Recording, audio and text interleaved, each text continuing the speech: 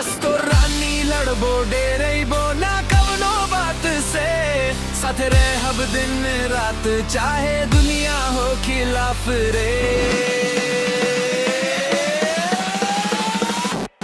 गांव से लेके शहर तक नाम तो हर गूंजे रे, दिलवा में बसल बाड़ू तोरा भी ना सुने रे।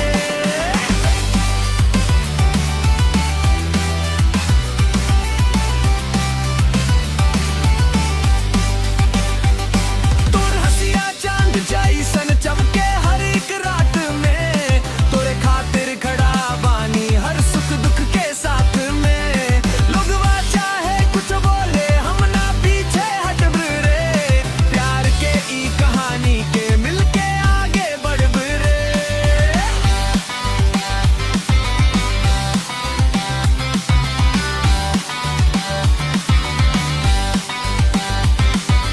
मगही माटी के खुशबू तोरे संग महकेला, दिल के हर धड़कनिया में तो हर नाम बहकेला।